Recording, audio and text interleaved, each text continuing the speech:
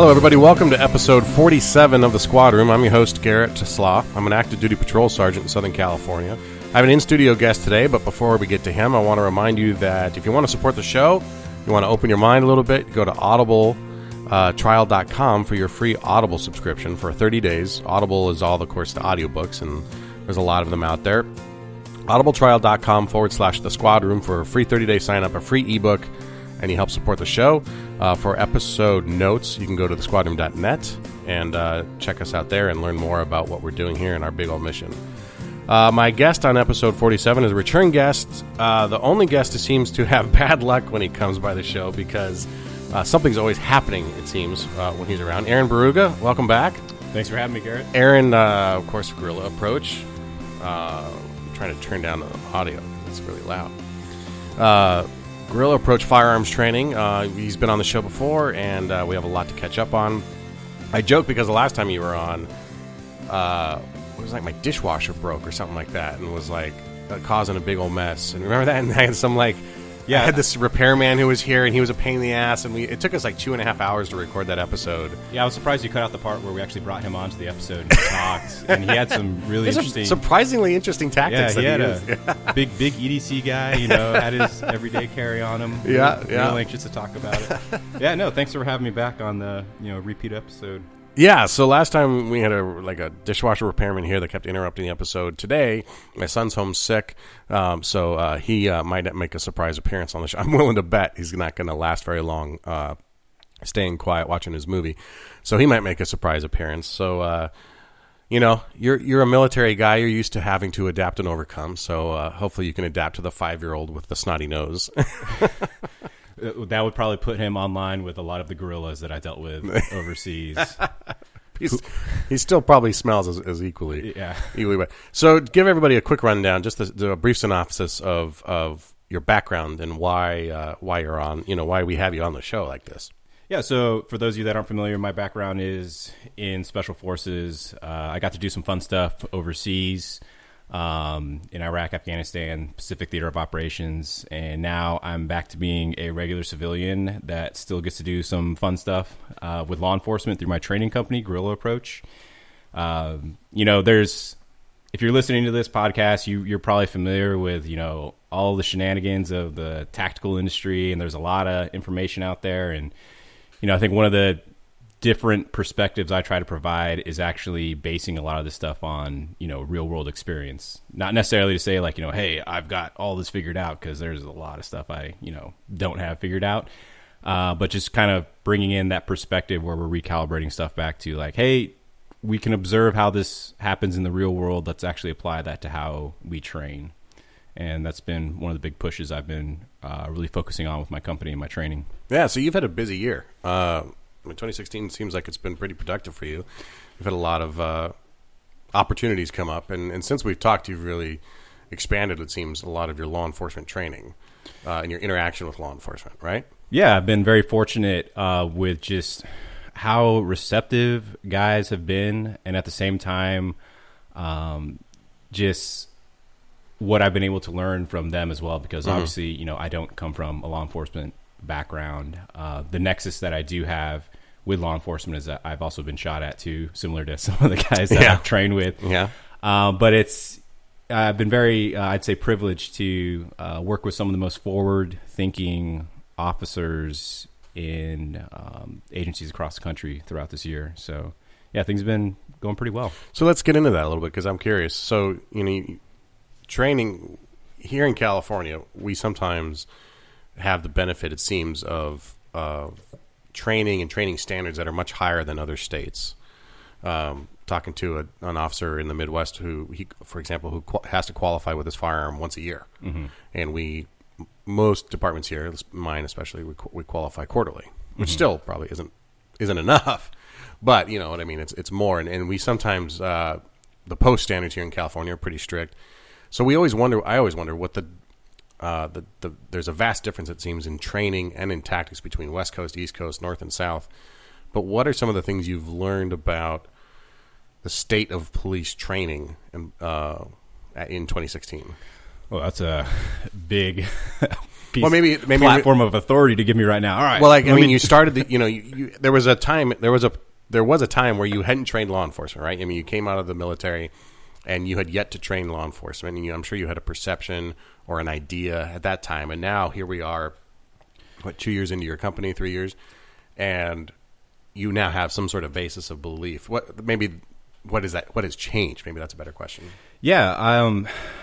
I think that you're right with saying that California does have some of the most, I think, forward-thinking law enforcement officers, and that's not just, a bias because, we're both here in California. But I think there's a lot to be said from an organizational standpoint. Obviously, you've got LA right down the road.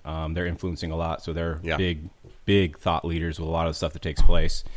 And then you've got, I think a lot of the more local departments that catch a lot of the similar information from those guys versus if you go out to, like the Midwest or the East Coast, you could have departments that are pretty sparse throughout a state, and, the transfer of knowledge that's taking place between those guys, it might be very limited because of just what their more routine policing operations are. Mm-hmm. So, I think there's a lot that influences, where a department's at with its training culture.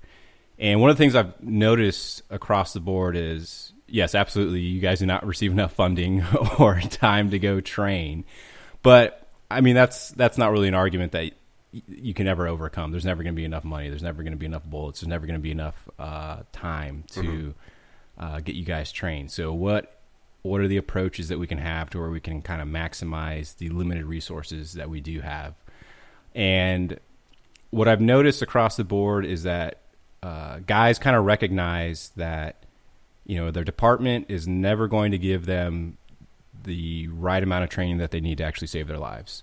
And that's not trying to throw a department under the bus. It's not trying to throw the leadership. That's just what it is. That's just the status quo of how, resources get distributed, how manpower and, all that gets distributed. That's things could be done differently, obviously, some places, but, it's not.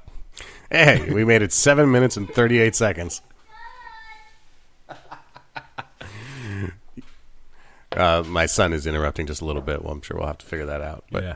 All right, so we're coming back from a hard edit because I had to go pick out another movie for my son, right in the middle of you explaining where you saw the training in law enforcement, and that officers are acknowledging that we know for a fact that our departments don't have the resources to give us that time and space. So you're encountering officers. Obviously, they're coming to your courses that you teach all over the country on their own volition. They're paying their own money and their own ammo and all that to come. What are they?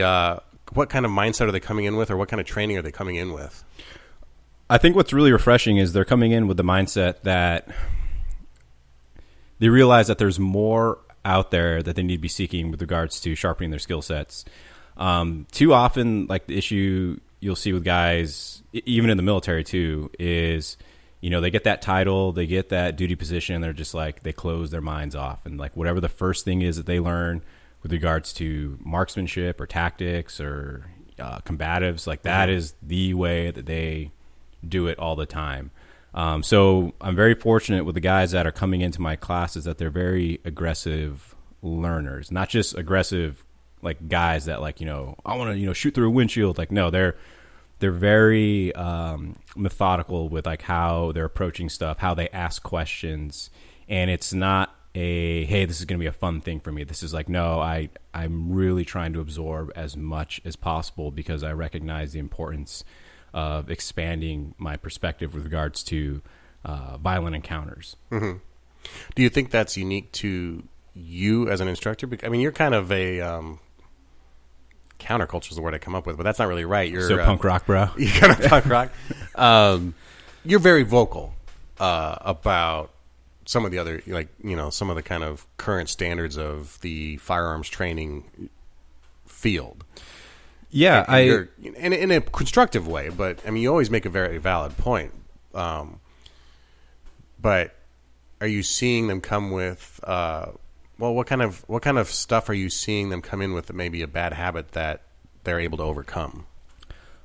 Well, I mean, before even just discussing them coming in with a bad habit, I think that, what's getting them to come to the classes is, I've talked about this before about like, the influence of like the internet and social media on the transfer of knowledge and the hierarchy of knowledge and just this like hyper democracy that we experience because everyone has a voice now.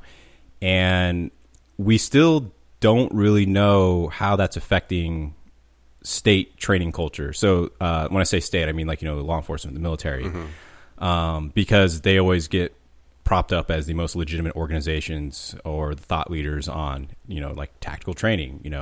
Obviously the commercial sector plays its role, just like it does in the industry, but the state is always going to be the most legitimate function. So what I'm noticing is that through this, hyper democracy of social media, guys are responding to what I'm saying because I'm actually taking a stance on something. I think that too often people just regurgitate arguments without actually understanding what they are. Mm-hmm. So if you look at like the transfer of knowledge in a two-tiered approach, down at like the base level, you have, the new recruit, or you have the white belt or whatever, the college freshman who's trying to learn the different concepts. They're forming their own opinion, but they're not aware of all the arguments yet. What I see in shooting is guys will be in that lower tier, and there's nothing wrong with that. We all start off there in any discipline. Yeah. Is they'll mask or handicap their laziness. They'll mask it and they'll handicap their development by saying, well, that's just how I do it, bro. Or, hey, bro, shooter's preference. So they'll say stuff like that tries to make it sound more zen and rounded out and holistic, where it's like, well, it's just more tools for my toolbox. It's like, yeah, but that's not a tool you'll ever use.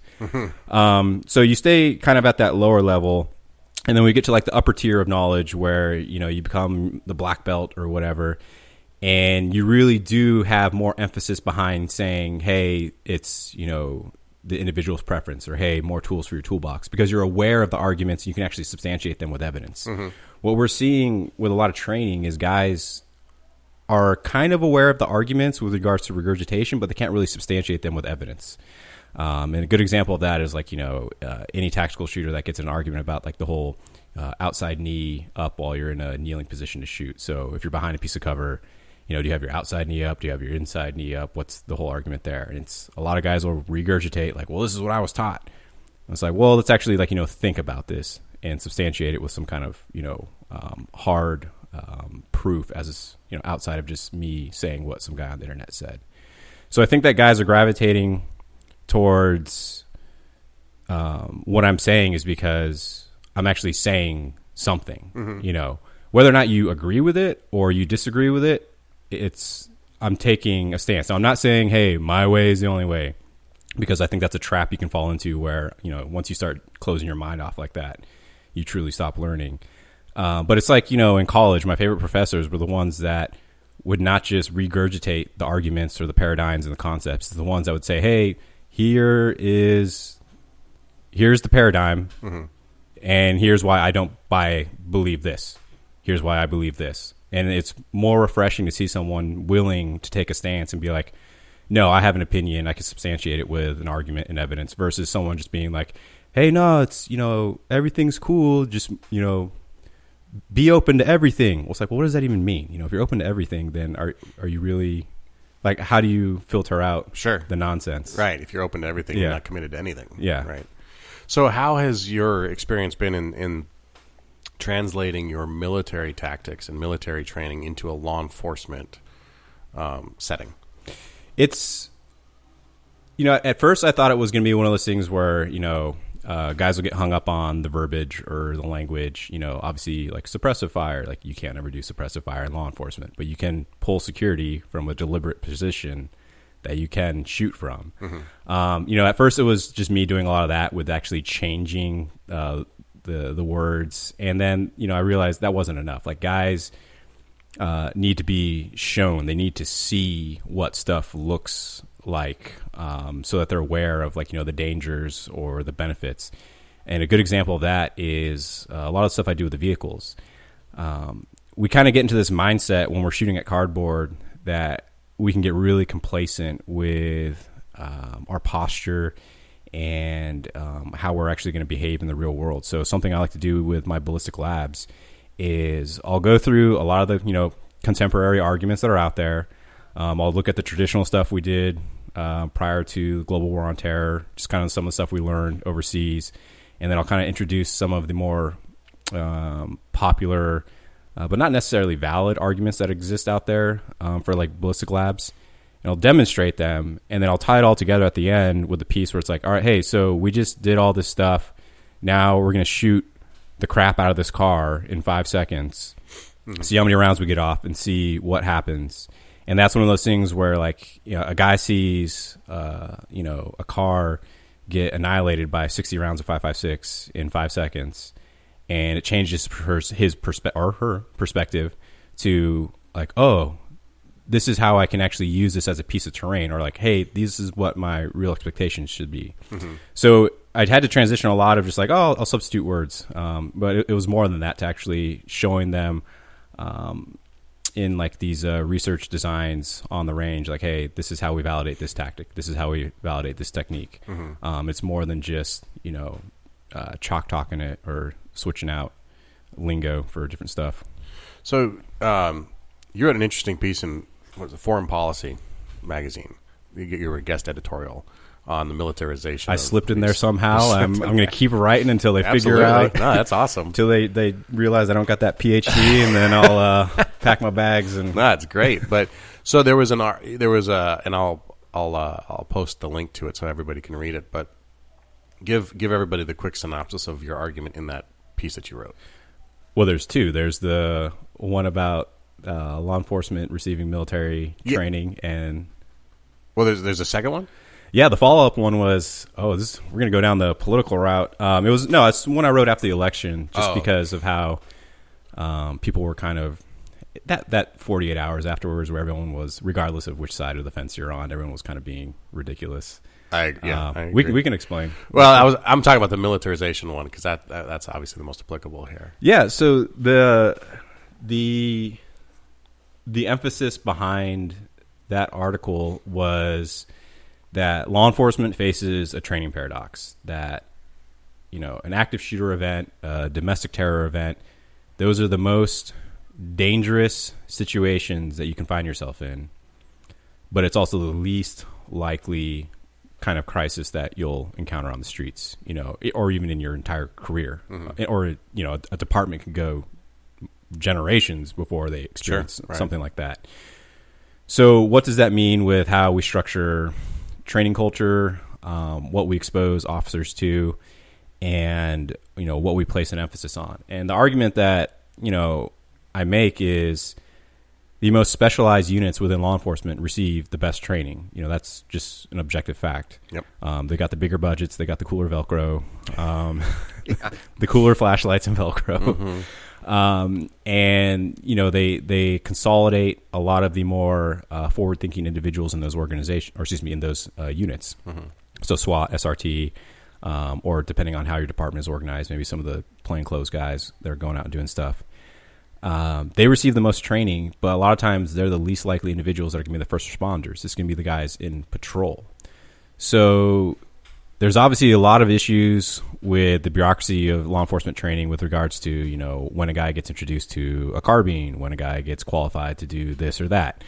My argument was, if you can introduce guys to military style tactics within reason, so I'm, not teaching dudes how to assault a mine-wired obstacle and clear a trench, like that's kind of ridiculous. But like basic, classic, like fire and maneuver, bounding overwatch, that will resonate with the dude and create this foundation for how he can perform in the real world. Because a lot of the tactics that you guys do receive, and rightfully so, they're more catered towards that one-on-one threat in close quarters. That's going to be over in 3 to 5 seconds, and maybe there will be an exchange of like 10 rounds or something. That last part I just gotta I don't have any data to back that up. Let's back that.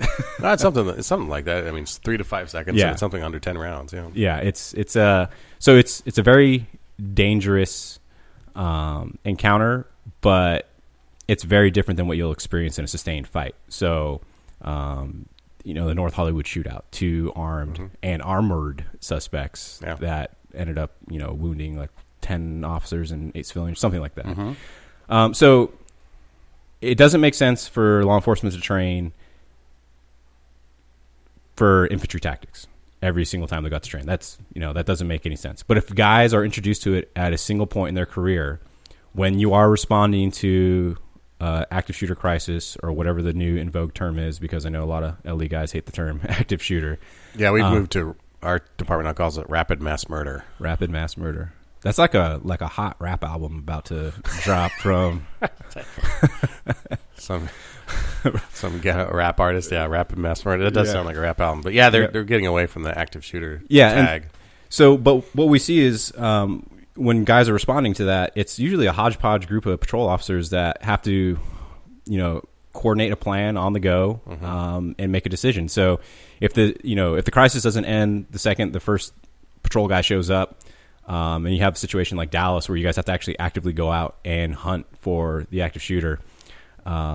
If you have an introduction to military tactics beyond, getting in a formation, but understanding how to read terrain, dispersion between individuals depending on the terrain, command and control, understanding the importance of communication, low light situations, what to do when someone gets shot, and your risk matrix with regards to like, hey, can we continue on, or do we have to stay here and rally the wagons around this guy? So if guys receive like a basic introduction to fire and maneuver techniques, they can understand stuff like pulling security and abounding overwatch movement so that the maneuver element isn't exposed, just basic stuff like that, to where it's at least in their minds should they encounter the situation. And I think that it would also help with just command and control issues at the IC. So, I've never worn the badge in my life, but I've been fortunate enough to see some active shooter training events where it's just a bunch of Indian chiefs running around and no Indians, or it's the opposite of that. It's a bunch of Indians running around and no one taking control. So if you kind of have that basic military doctrinal approach with tactics, you can adapt it to any situation. Tactics are tactics. Obviously the application is what gives them, their validity. Yeah. Let's see. My experience has been that the active shooter training is always emphasized, or the scenario is always, get your 3 or 4, get that. Well, if you still use diamond formation or 3 or whatever, and you go and you just do this moving search, of the building or wherever you're looking at. And there isn't a lot of emphasis on the background stuff, the communication, putting someone in charge, all those other things that you just talked about. And you're right, it's a hodgepodge of officers that show up. And one of the most frustrating things I think as a patrol sergeant is, and I think anyone can understand this, is like, not only is it a hodgepodge of people, but I mean, for example, on my squad, I've had 4 new people come or go from my squad in the last 2-3 months, right? We're kind of constantly moving people around. People are getting promoted. People are transferring to other stations or whatever.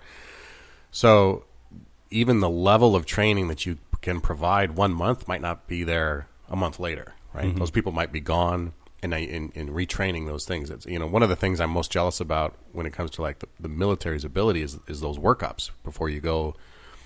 A lot of, and I'm sure you did them, and I know the SEALs do them, but you spend time together. You had to get that SEAL quote in there for the SEO for this episode. That way people will search it. No. It's just, I know that special ops communities do workups, right? I mean, you spend time together with the group you're going out to fight with, training.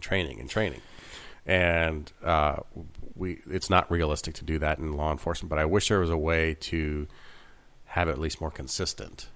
Yeah, and I think one of the the fallacies of the training mindset is that you need a lot of resources, you need a lot of time. Like, no, you can take dry guns and dry flow through a structure and work on your different types of CQB, whatever the flavor is for your department, and you can do a training day that just focuses on that. You do it to a point of repetition that people feel comfortable flowing through a building, and that will carry over to other aspects of the job. Mm-hmm. And I reference that specifically because a lot of times when I see guys, I wouldn't really call it, like CQB when they're doing like these active shooter training events. They're flowing through a building, but it's kind of like this.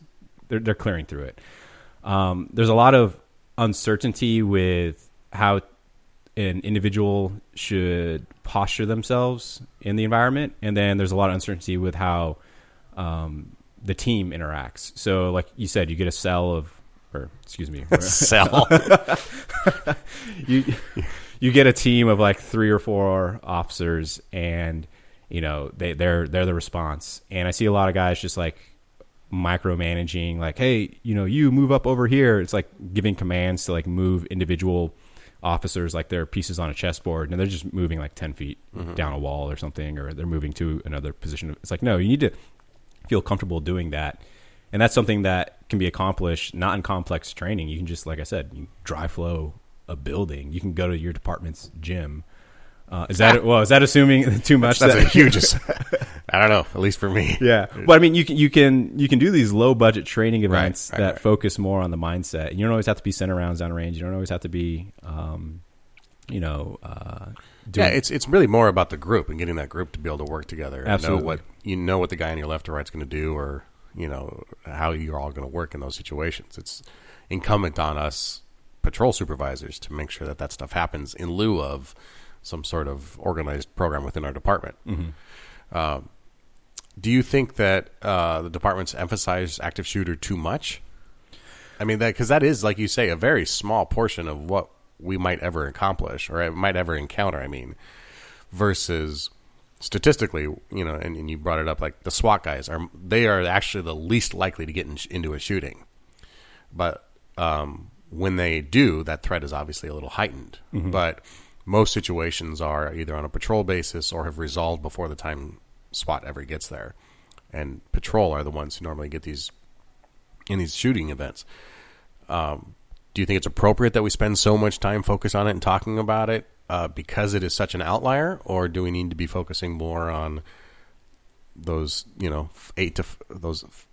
10-second and under fights that occur? Well, I think it's less about structuring it for a specific event versus if you just understand tactics at a fundamental level, you can really apply them to any situation. Now, obviously, the tactics you employ as an individual versus the tactics you employ as a small team are different. Your posture when you're by yourself is going to be slightly different depending on the situation.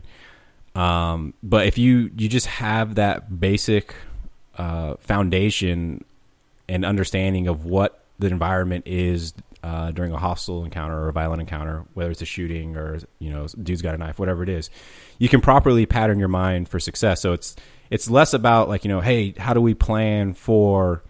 I think the biggest thing with active shooter is getting the supervisors and the mid-level leadership to understand how to coordinate resources. The tactical officer, the individual officers on the ground, even if they're, flowing through a structure and they're not, they don't look like Delta Force going through, as long as they understand how to keep up the momentum, the initiative, and to, keep movement towards where the suspected shooter is at, they're going to be able to make it happen. Mm-hmm. What I see happening with a lot of these active shooter events is it's more about like getting the next line of leadership to understand how do we allocate resources, how do we integrate fire. That's a big one I've been seeing. Integrate like fire departments? Yeah, get them going from the war. Keep going. How to get them going from how to get fire going from the warm zone to the hot zone, and that's where I see a lot of breakdown with tactics. Is my son is Scooby Doo has ended. You can watch another one, Brady. I forget what I was talking about. Oh, how to integrate fire. All right, so hard break again. Sorry, everybody. This episode's going to be a little disjointed for some people. You're in the middle of talking about integrating fire from hot zone to warm zone. Yeah, so just kind of going back to what we were talking about with, do we place emphasis on a specific event, or, should we look at tactics in a broader aperture? Mm-hmm. And I think that we should do the the latter of the two and look at tactics in a broader aperture instead of, focusing on a specific event. Because if you focus in on a specific event, the moment that you're outside of those boundaries, you're kind of like, I don't know what to do. Versus if you have the mindset overall to engage in the environment and the situation, you'll be better set up for success. So what I've noticed with a lot of, active shooter incidences, or not incidences, training events, right. Is there's a lot more to be gained from the command and control aspect with getting whoever assumes the leadership position comfortable with delegating resources. There's a lot that can be done at the individual tactical level, obviously. But if you can't communicate where people and resources need to go, that could be more catastrophic than, an individual's, failure at, let me back up a little bit. Another hard-headed point. So what we notice is at these active shooter training events is there's a lot of times more to be learned for whoever the individual is that assumes that informal position of leadership and authority, getting them to understand how to properly delegate resources and personnel. We can see that there's a little bit more that can be learned from that maybe than what an individual is doing with hey, I shot my gun, or hey, I shot this sim gun at the shooter. Mm-hmm. Okay, well, let's look at what was happening with the unit overall, because any hesitation by the leadership could be catastrophic for the victims that are there. And one of the things I noticed was how teams are trying to integrate fire, for teams that haven't already integrated fire into their response. So this idea that we want firefighters to go from the warm zone to the hot zone, how do we make that happen? And if there was a basic understanding of how to apply tactics, pulling security, understanding fire and movement, reading the terrain, observations, fields of fire. I'm going to Army. I'm defaulting to Army terms right now. Might as well just finish them all out. Avenues of approach, sectors of fire. No, but just understanding how to read the terrain, it would mitigate a lot of these in the weeds discussions that take place. So integrating fire should not be that big of an issue. You provide a security element that moves with them into the hot zone. You have an individual pull security, or maybe two individuals, whatever. They do their work on the victims, and then you're good. There's a lot of different SOPs that you can develop on that. Mm-hmm. But what happens is, because guys have very weak tactical backgrounds, no fault of their own, they're coming from different job sets or skill sets, guys will argue about nuance that doesn't really need to be argued about. So where's the best place to put the person in security for fire? It's if you have a moving element, if you can try to maintain 360, you're good. It's should he be in the front or the back? It's where is the most likely place to experience contact? In the front. Okay, so probably should have him in the front. So it's kind of getting into the weeds with a lot of this stuff where mm-hmm. if you can make guys feel more comfortable with just reading the situation, they'll be better off. Right. Okay. So, militarization of police was a big topic over the last year. It still is. And that was part of your article, was that we don't need a militarized police force. And I don't disagree with that, but to me, it sounds like we have the opportunity to take a lot of positives of the military and apply them to law enforcement. So, if it's just semantics and we're just changing the names, don't we have a militarized police force in the best sense of the term if we are taking these things and learning from them? Or are you talking more about the equipment and that sort of stuff? I think it's more with the training. So if you have, I think that, like I said in my article is, America does not need a militarized police force. The way a soldier looks at the battlefield and the way a law enforcement officer should look at the city, that he's protecting should be very different, and what changes is obviously the legal constraint. So if a soldier is engaged in, combat operations overseas, there's a little bit more, I don't want to say leniency with regards to, employing force, but a soldier knows he's going to hit a target. He knows he's probably going to encounter enemy personnel. There might be non-combatants, so he can adjust his posture accordingly. That kind of shapes your mindset a little bit differently than what a law enforcement officer is, where, you're not dealing with enemy combatants or, civilians. Everyone's a civilian, then there's suspects and, there's bad guys out there. Mm-hmm. But you, I think, have to have more of a patience with understanding that not everybody is, a bad person, or not everyone is out there to get you. And I understand that is a big issue that law enforcement deals with regards to just like the cynicism towards the job, where after, a certain amount of years, you get exhausted with it. And I've, talked to several guys about that, about how they maintain that resiliency with, not just getting a chip on their shoulder. And I imagine it's very difficult for you guys to be able to not develop that. But with regards to like, militarization of the police, I think that the training is where it would really benefit our officers, especially with just the type of engagements we're seeing them encounter on the streets. So again, it's just framing that mindset for, hey, this is how I behave in this particular situation, versus, maybe not going to lethal force, maybe having proper stress-induced training introduced to the training culture, so that guys understand that maybe patience instead of going to guns right away. Now, that's not to second guess any guy who's ever used his gun, because, obviously I wasn't there in his shoes.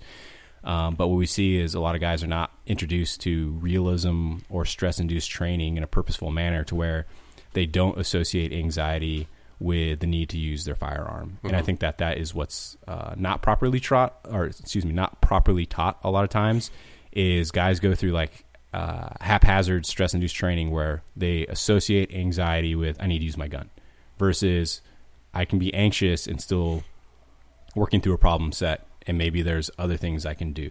So it's the militarization thing is more of like the getting guys in a training environment where they are truly pushed to their mental boundaries and their physical boundaries, so that they, react to the situation appropriately to save themselves, to,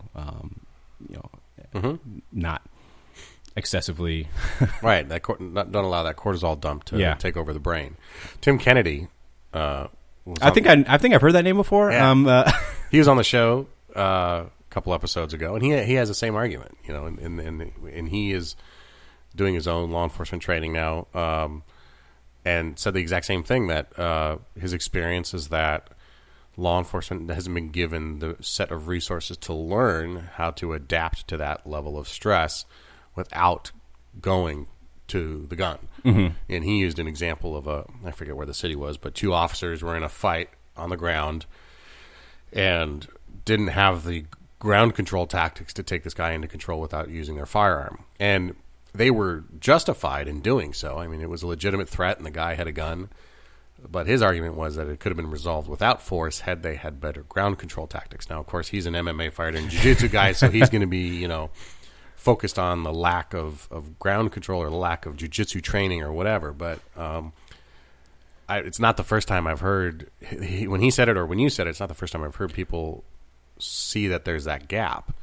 So how do we, on the individual officer level, because we've already acknowledged that the department's not going to do it for us, how do we induce this stress, and how do we succeed in teaching ourselves how to adapt during those encounters where we are stressed out, where we have a threat, but maybe we don't need to shoot. We could maybe, but we don't need to, right? I mean, that's one of the things about law enforcement I think that people miss, is oftentimes we can shoot, but we don't, right? I mean, so many times we have an encounter that we could have gone lethal, but we chose not to. You shot to wound instead? No. Well, no. Don't even start that road. No, but I mean, like, I understand. We take an extra second and are able to deploy a different tactic as a result, or something like that, Yeah. I've had instances in my career where I could have shot, but I didn't. And a lot of officers have. Flip side to that, though, is jumping to the gun right away. So how do we create that stress in training? Mm-hmm.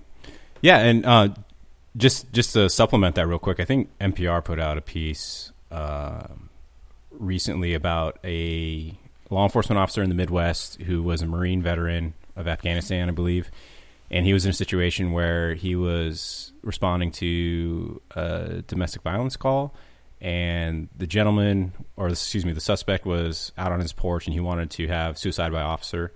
So he had a gun in his hand. He wanted the cop to shoot him, and the cop showed up. This is the Marine veteran of Afghanistan. Showed up, saw the guy had the gun in his hand, and was kind of like, not really sure that this guy is a threat, but he was, had that tactical patience to kind of look at the situation, saw the gun, didn't immediately go to grab his gun out and be like, I got to shoot this guy. He's a threat. So he was trying to like talk through the situation. His backup showed up, and then they smoked the guy as soon as they showed up, because they're like, he's got a gun, and they shot him. So obviously, in the article you get a single perspective. Who knows what else was actually transpiring on the ground? But it started a necessary conversation about like, hey, having the patience to realize like, is my immediate security being threatened right now? Now, I know that this is going to be what I just described is a very divisive narrative, because there will be guys who'll be like, he's got to shoot that guy because, it's us against them. I'm going home at the end of the night. And I get that. I've been overseas in environments where I'm tired of people shooting at me. And it's like, oh, my son, you've been overseas. Sorry. Yeah. And so I get that. I've been overseas in situations where, I'm tired of getting shot at too, where it's like, hey man, I want to go home. But having that tactical patience and maturity to just kind of like maybe not necessarily go recognizing when the threat is present. So how do we structure that into? Yeah.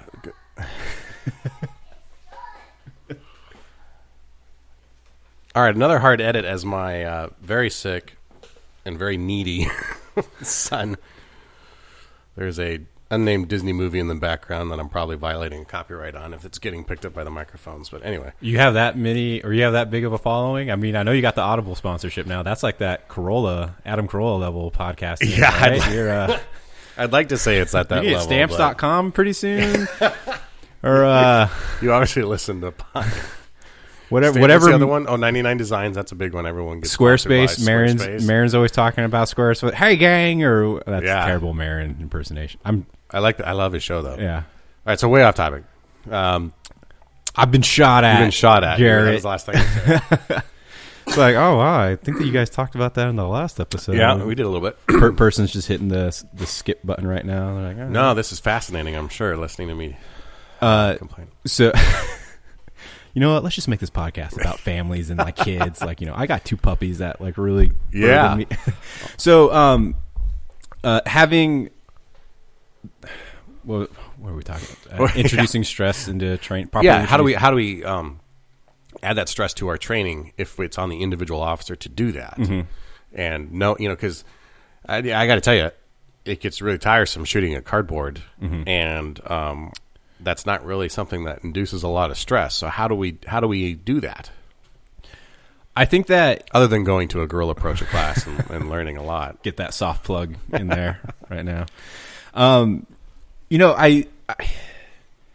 really think that purposeful stress-induced training is something that people could chase their entire career. Because like, what does that look like? For something like combatives, it's easy. What am I doing that allows me to not get hit in the face, or what am I doing that is making me get hit in the face? So you can kind of structure your learning environment. Mm-hmm. For firearm stuff, we have sims. We can shoot at each other with sim guns. But as I'm sure you've probably experienced too, is improperly not conducted in the right manner. Sims training just turns into paintball, where you take unnecessary risks, and you start to mistake good luck with good tactics. So we kind of run into issues there. And I think that the way we get to proper stress-induced training, so that we can pattern a guy's mind for success, whether that's, hey, a drunk guy's running at me with a K-bar, or 2 dudes with AKs are shooting at me, is we have to go through realism training and some kind of force-on-force training to where you get to validate that stuff. Now, I know I just said there's a lot of inherent difficulties with structuring purposeful force on force training, but you absolutely need to do that so that, like you said, you don't get into this the paper target trap where I've been shooting at cardboard. All right, so what actually, it's stressful to like meet a qual or to do something in a certain margin of accuracy and time, but until, there's a little bit more chaos involved. And one of the ways I've been looking at this is in a white paper I've been writing about how do we, introduce stress-induced training. And one of the things I looked at was historically how the military has done it. Now, obviously I come from a military background, but the reason I do that is because, we mentioned this earlier, soldiers are specifically designed for the purpose of, killing on behalf of the state, regardless of any political, moral, societal, religious variables that might influence a person's identity. When you're on the front, you're in a vacuum. It's either you kill the enemy or they kill you. And that's just it. So how does an institution like the military take a civilian and turn them into that kind of an instrument? And what I was finding in my research was, have you heard the term before, range theatrics or theatrical training? No, but I don't think I have, but I can visualize exactly what you mean. So it's kind of like more of what we see recently with like social media or something that looks very cool. Lots of smoke screens. Yeah. Style without substance kind of a thing. Apparently this is something that militaries have dealt with like historically, like since World War II. One of the things I found was there was a field report written by the Australian military about realism training and how they were worried that it was becoming an opportunity for their instructors to show their bravado to new recruits instead of actually patterning their minds for success. And I was like, holy crap, that's like the exact same thing. Nothing is truly new under the sun. But what they discovered was, there's a lot of arguments behind, discipline. You need to be disciplined. We got to be able, be disciplined and exercise certain drills to rote so that you can perform them subconsciously. And I'm sure you've heard this argument before a lot about, you need to be able to perform tasks at a subconscious level. And what we found is there's actually a very few amount of things you can do at a subconscious level when you're actually in a stressful environment, whether that's, in a battle or if you're dealing with armed suspects. So it's really more about patterning the individual's mind for success. So, what does that mean? Well, one, you have to actually increase their threshold for stress and what their perspective is there. So you have to overwhelm their stimulus. And a big part of that is replicating the sight, smell, and noise of battle, just guns going off around you. Not necessarily someone yelling at you. I truly don't believe that works. I think that, military and law enforcement, they kind of fall back on the whole yelling at someone in training to create stress because, it's a martial organization. And, obviously we associate that with, I'm creating stress. But I really feel that it only works in academies when you're trying to restructure someone's adherence to authority. But when you're in training, if you're like yelling at them, if they're responding to that, they probably they're beyond their capabilities with training. You need to put the training wheels back on, back it down a few levels, and make sure you're not overwhelming them. Because that's how we get to what we talked about earlier with that anxiety of, I'm anxious, I need to use my gun. It's like, whoa, that is not what we're trying to accomplish here. So it's how do we replicate all these different stimulus and then at the same time condition your mind to think. And what I found with a lot of the research was, it's very important to do scenario work so that individuals feel stress. So, like you talk about a marksmanship qual, that's very different than a scenario. So obviously there's stress in, like I said, trying to be accurate and fast. But then there's also different stress in like reading the environment, communicating effectively to your teammates. The first time I was on the radio in a leadership position in a training exercise, like my brain turned to just crap. Like a simple thing like saying like Alpha team bound forward, you just can't do it because you're overwhelmed with the stress of like, okay, I'm trying to manage personnel, resources, trying to keep in mind what the mission is. Maybe I'm exhausted because, we've been on our feet for the past, 8 hours or whatever. So it's increasing that threshold, like that cortisol, like you said earlier, so that people have a different perspective. And how do we get there? Man, there's a lot of different ways, but I think that there's definitely some that are better than others with regards to what you can actually do to create a purposeful stress environment. Can you do something? Is there some things you can do on your own? I mean, if you're going to the range by yourself, and I'm assuming, I'm not thinking of a range like a commercial range with the lanes and, very strict rules. But if you have the opportunity to be in maybe more of a rifle range or an open range like that. Yeah. If you're by yourself, there's always this, fine threshold between like, am I shooting or am I doing a CrossFit workout with, I think it's good to get familiar with shooting with like an elevated heart rate. But, do you need to do 100 burpees or 10 burpees before you shoot your pistol? And if you're doing that, are you not losing focus of your marksmanship fundamentals, trigger control, breathing, your follow through, and, everything else that goes into taking a well-placed and accurate shot. So I think that there's definitely the importance of familiarizing yourself of shooting with an elevated heart rate, but being very cautious with thinking that means you understand how to interact in a stress-induced environment, and a stressful environment. Mm-hmm.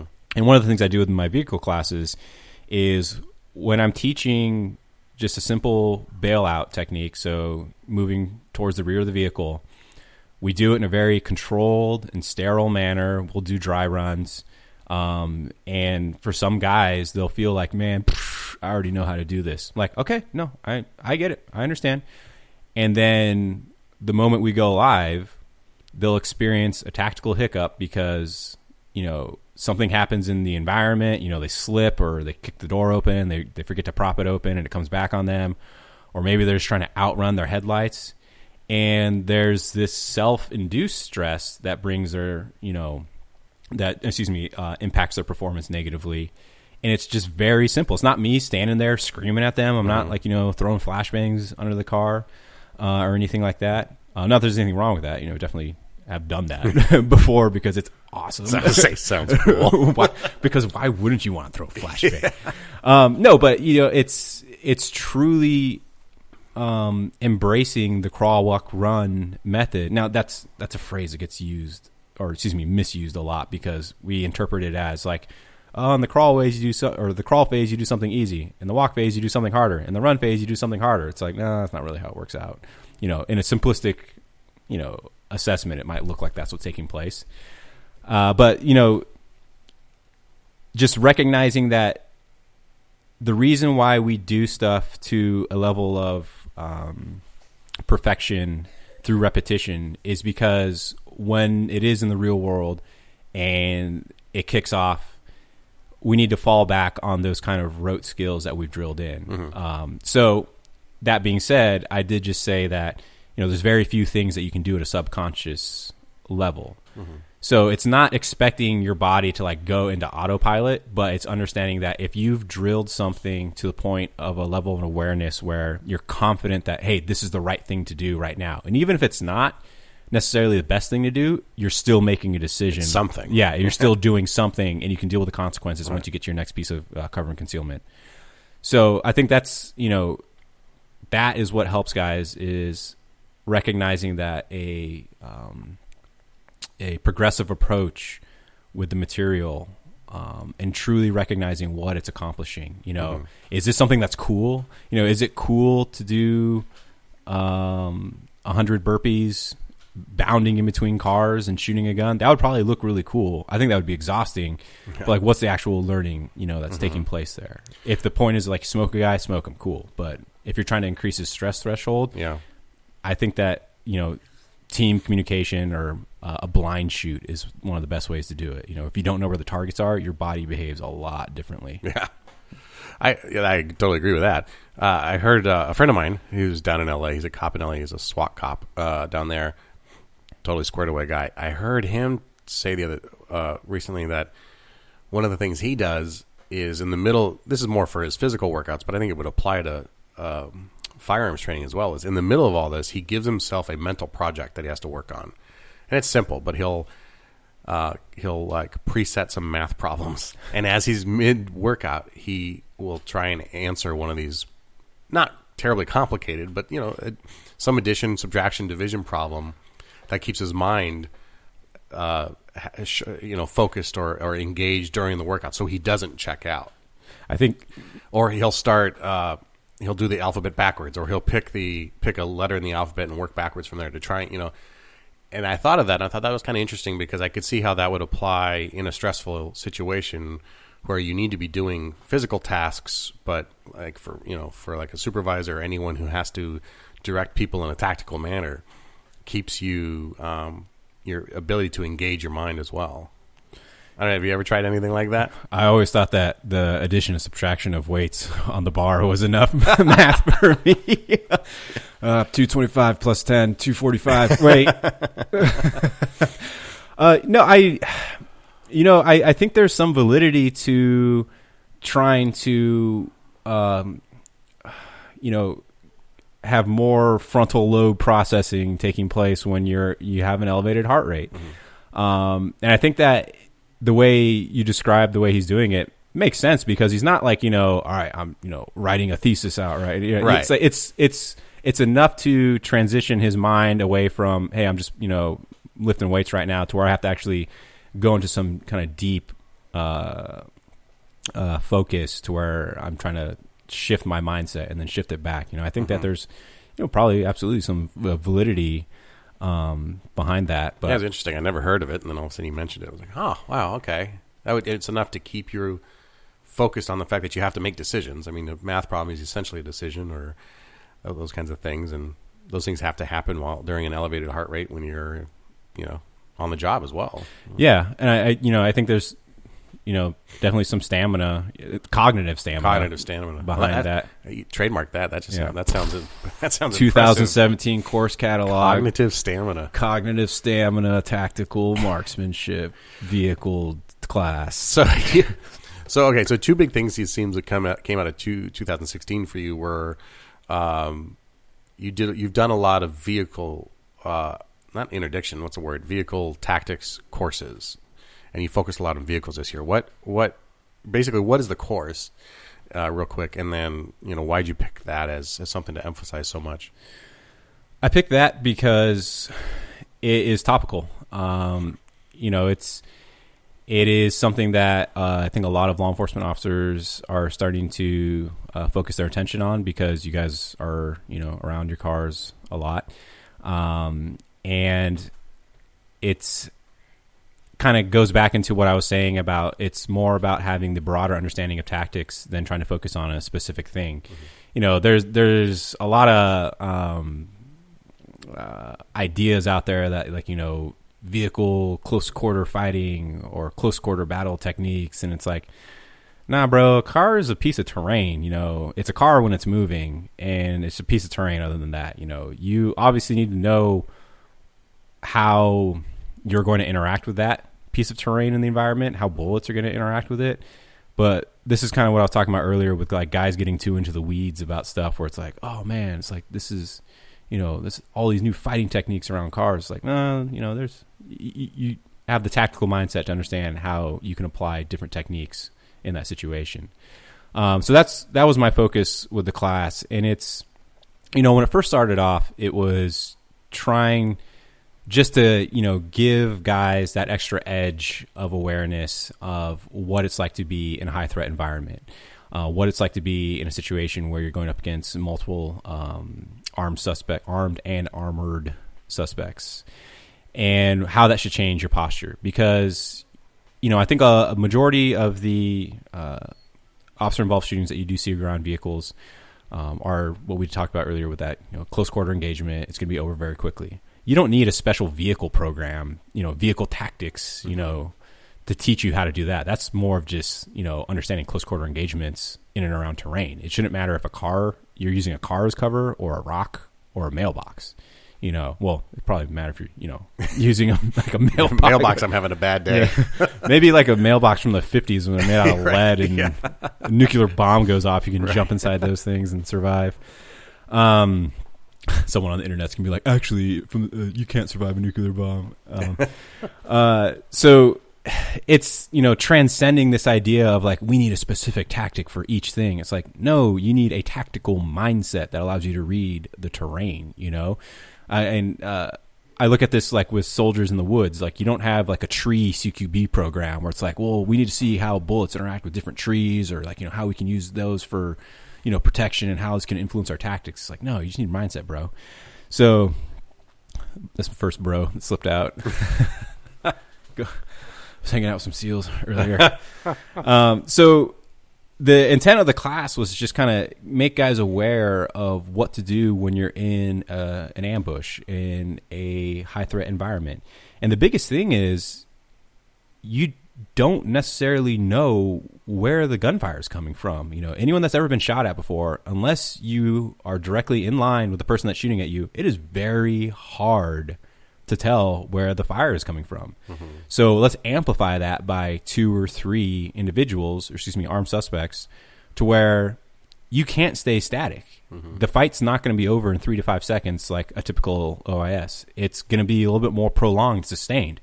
And you need to make some very immediate decisions, usually a bad decision or a worse decision, but you need to make a decision so that you can get moving and start to develop a situation on your behalf, or at least create enough separation so that you can have some breathing room. Mm-hmm. So that was the intent of the course when I started off. And guys were receptive to it because they realized, like, hey, this is a gap in our tactical abilities. Like, we train for the OIS that's, in close quarter. Right. We train for, like CQB when we're serving warrants, but we don't really understand, counter ambush, close quarter engagements where it is extremely violent and you need to make decisions very quickly. So what the course has kind of turned into is we still use that as the foundation, but we structure it more towards, what is the most dangerous kind of domestic terror attack you can expect to encounter. And I use the Paris ISIS attack as like the frame of reference. Now, is that an outlier? Can we get into a long drawn out discussion about, again, that paradox law enforcement faces with, this is the least likely event they can expect to encounter. Mm-hmm. But, I argue that even though it's the least likely event you can expect to encounter, it doesn't mean that it is unlikely. Sure. Regardless of that, though, you can still pattern your training, you can still pattern your tactical mindset off of what you would do in that situation versus what you would do against one person, sure, against 2 people. So that's what the course has turned more into. And, I've just been very fortunate to work with, again, some of the most, I think, forward-thinking cops in the country, and we've now adapted it to where there's different variations of the class. There's like the basic patrol version. There's the one for like narcs and guys doing like, low visibility stuff. Mm-hmm. And there's ones for like, the guys on the really special task force that are, rolling around doing... But is it too obvious? I'm trying to like dance around all the secret squirrel stuff. Yeah. Some pretty cool stuff. So yeah, no, it's been successful because the guys that are participating in it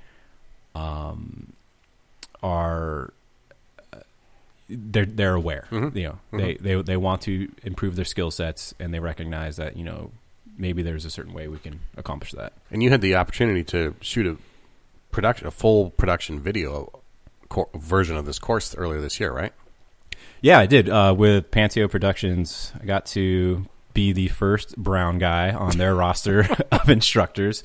So I'm still not sure yet if this was an affirmative action thing or if they're... Just had to check that box. On They're like, crap, it's 2007 or 2016. We got a non-white guy. Yeah, we need a non-white guy. Get us a millennial. Well, either way, you got there. Yeah. Millennial. They need a millennial. A millennial that understands Instagram, and if he's not full white, we'll be better. So where was that shot? That was in their facility in South Carolina, and that was a unique experience because, when an instructor teaches a class, what we typically do is we get frustrated because we know you're not paying attention and you're just going to copy what we do when we shoot the exercise. No, I'm just kidding. I've been a student, so I know all the tricks of like, well, I wouldn't say tricks, but I know that like, guys have very limited attention span when they're on their feet. So it's like, how do you create an engaging learning environment so that guys are paying attention, especially if they're out like in 30-degree weather. And it's just like, dude, yeah, dude, let me shoot through the windshield already, man. So I thought that was a unique experience because a lot of times as instructors, we'll explain something and then we'll watch students perform and then we'll just make corrections. So it's a very interactive learning environment where you can say something, and as long as the key concept is out there, you can just go make corrections down the line. Whereas when you're filming a feature like that, and you've got maybe 5 minutes to say everything you have to say about that certain subject, or maybe 10 minutes to say everything you have about that certain subject, I think it's a true test of whether or not you understand the concepts in the material. Because it's one thing to, regardless of what I'm talking about trigger control. If I'm, up in front of you and for 5 minutes I talk about trigger control on a pistol, and then I remember this one thing, and then I come back later and I introduce it and I say, oh yeah, hey guys, blah blah blah blah, and then like, oh yeah, I remember this other thing. I come back. I'm not saying that there's anything wrong with that, because your presentation has to be pretty dialed in. Yeah, but when you have to just in one take put it all out there, that's a I think that's a different level of depth of understanding with the material. And I mean, obviously I'm not saying this just jerk myself off, or do we just get the explicit tag for this? It's all right. So, pat myself on the back or anything, but it's hard. It's hard to, talking to a camera is difficult in itself anyways. Like, I'll talk to a room full of 400 people. I don't care. But the moment you talk to a lens that's like staring into your soul, your brain just turns to mush. And maybe actors do have a hard job, or no, they don't, or well, I don't know. I don't think so. So is that available now? Yeah, that's streaming through Panteo, or you can actually get the hard DVD through my website, which is GuerrillaApproach.com. There you go, and we'll put the address in the show notes as well. So what's 2017 have in store for you? You doing more traveling around the country doing this teaching? Yeah, I'm going to be branching out of the West Coast a lot more, hitting the Midwest and East Coast with the vehicle class. One of the things I'm going to be focusing a lot more onto is, I don't want to say active shooter because guys are tired of that, but just how do we get patrol officers more comfortable with clearing a structure in that type of an event, to where, a lot of times the CQB that they've been taught, or informally learn through, like, the SWAT guys, is a little bit different than what they're actually going to be using when they're trying to very quickly close the distance with and engage the threat. So I'm hesitant to call it like active shooter, like CQB or something, because that just sounds ridiculous. But just how to like better prepare guys as singletons or 1 and 2 man teams flowing through a structure, understanding when they can hit the gas pedal as fast as they can versus when they need to maybe slow down a little bit. And I think that that's something that is not addressed at large, because you guys typically either have like your slow and methodical or your hostage rescue, right? Maybe there's still some guys clinging to the dynamic entry stuff, but we've learned that those 3 different things work for 3 different skill sets with regards to serving warrants, hostage rescue, or just clearing through a structure, and how we want to change the mindset for, again, that guy at the patrol level, to make him feel comfortable basically running through the house with a pistol, or running through a university with a pistol, and not feeling like he's leaving himself exposed. So how do we dial in what the appropriate speed is? That sounds amazing, because, like you just said, we have building searches, which we do constantly. But going back again to that rotation of personnel and people, how you search a building with one person isn't necessarily how you search it with another person, even though it should be consistent, but it just isn't.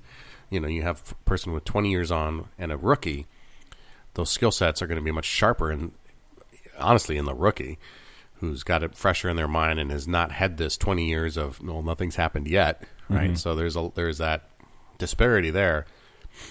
And those are usually typically slow and methodical, but they can also be very sloppy because of that.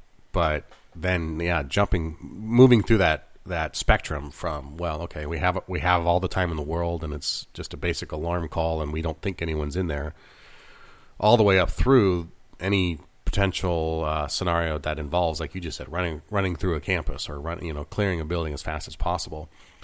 And that, I can tell you, my personal experience, that sort of practice is itself a stress-inducing, event, clearing that quickly. I'm not a SWAT cop, so I don't do it all the time, right? And we don't use, we very often won't clear buildings with patrol rifles very consistently. So just even that muzzle discipline of up and down, or those sorts of things are all factors that I would be very interested to learn. Well, that's, not to do too far of a callback, but that's one of the things I've noticed in a lot of the active shooter training is the amount of fratricide that takes place when guys are like shooting sims, and getting back to what you're saying about proper stress-induced training, like, no, I totally get it. Like when I was a private going through small unit training in the Q course, like one of the very first like realism training events we went through, we were doing a mock raid, like a platoon level raid. So like there's like 20-ish guys out there, and we're just clearing through a village, and it was at night, and this guy came around the corner and like shot at me and the guy next to me in the line. And because the guy next to me was like slightly offset, I totally smoked him with my blank, with my blank. I was like, oh my God, because I was just so overwhelmed with like, oh crap, that I, shot my buddy. Yeah. And that's one of those like stress induced things where like, oh, okay, I see what happened. I was overwhelmed. And I feel like someone's going to like edit this and be like, Aaron Barruga, Guerrilla Approach, shoots buddy in training event. No, but like if that's the importance of that stress-induced training. And like, if you guys are not familiar with going through a house or a structure with patrol rifles, I see it when guys are doing the sim gun training. If they got the SB tactical vests on with the IR guns, like a lot of dudes like accidentally shoot.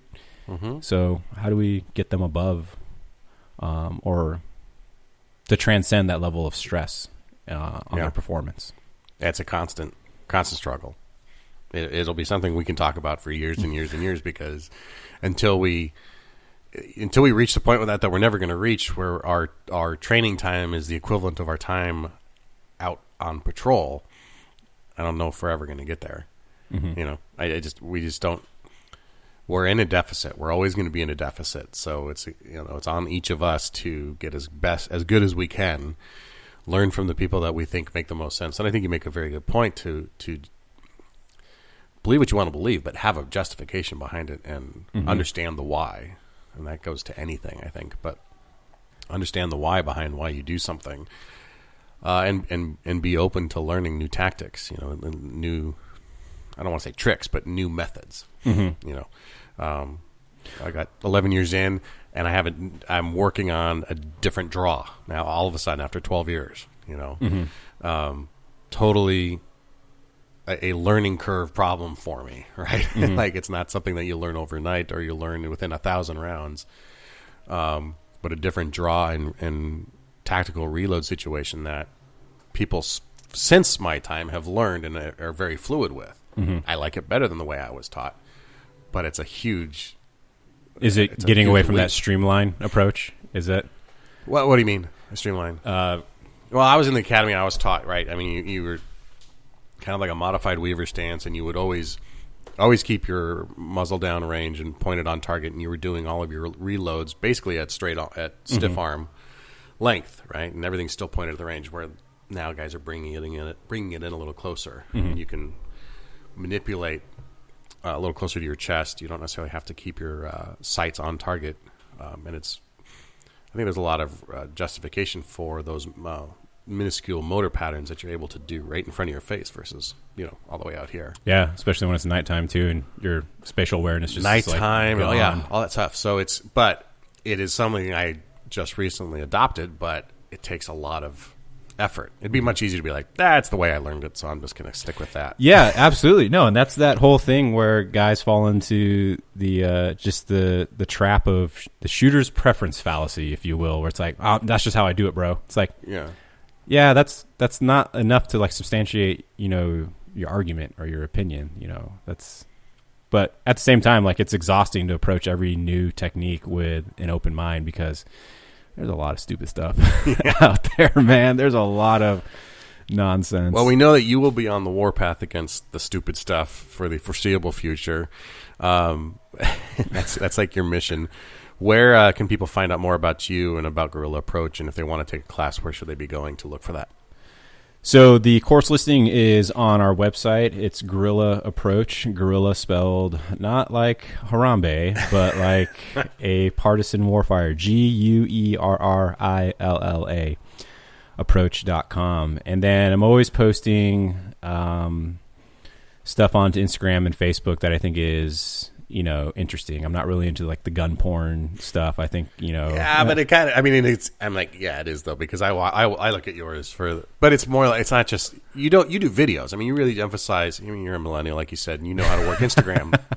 You're not just these static shots of like pocket dumps of what you carry. You're showing like some really cool stuff from your classes of shooting around vehicles and moving in cover. And like there was one of you climbing on the Connex container. I'm like, that just looks like a fun day. Hold my beer. Yeah. I want to start, I want everything that I do to like start a discussion, kind of. So like, I don't believe in like the whole, like, as an instructor, like NASCARing yourself, like, I'm shooting my blah, blah, blah optic with blah, blah, blah ammo with blah, blah, like, okay, you lose legitimacy. I think the moment you do that. But I want, I don't want people to check in on my page because they're like, man, I want to see Aaron, like, shoot El Prez real quick. Like, no, I want them to check in on my account because I'm going to say something that maybe presents information in a different way, or maybe it presents information, or even if it does validate what they already think, it's a different perspective or whatever. And, I thought about this with my, 2017 writing strategy where, this year I was a lot more writing a lot more op-eds and I think critiques, just because it was like, a very strong voice that was gaining support. And, I was talking to one of my students and I was like, hey man, like, do you think I need to like back that down at all? Like, obviously, like there's no point like trash talking people, but like I will critique an idea the same way like academics do. I mean, you want to talk about people that trash talk each other. Holy crap, man. Academics, You've been in a room full of professors just like those are fighting words, man. But they're all passive aggressive anyway, so it doesn't matter. And, but I was like, man, like I really don't want to write like the puff piece that like, the audience that's like spoon feed me my content, make me my content. I want you to write this or that. It's like, no, I'd rather, write something that causes people to not react, because I think that's cheap, but to have to think about something, which is seldom accomplished in the training industry. People just want to subscribe to what they subscribe to. There's other guys out there doing, I think, a great job of, challenging people to think. But it's, it's just, and it's hard on social media too, given the length. But yeah, I think you succeeded it well. I really liked a post you put up recently about, offsetting behind, using the vehicle as cover and offsetting your cover. Like you posted, I think it was 4 different bullet points in that little post about things to consider, not necessarily wrong, not necessarily right, but to consider. And in fact, one of them was, you said, this tactic has to assume that your opponent is a bad shot. Yeah. And I was like, that's a very good point. And more we're seeing our opponents being actually quite good shots. Yeah. So I think you succeed in that, and that's why I enjoy it, in addition to the videos and that stuff. Yeah, I appreciate that, man. It's yeah. Well, good to have you back on, Aaron. Appreciate you being flexible with my my sick son, who is suffering a bit of a cold right now, and he's home, so we had to stop a couple times. Appreciate you being flexible with that, and I'll put every link you have in the show notes, and open invite to come back and talk more tactics and training. For a third time, I'll have you back on. You'll be like a co-host. Three-peat. You might be my first three-peater. Who knows? Yeah. We'll see. Thanks for coming by, man. I appreciate it, Garrett. Thank you.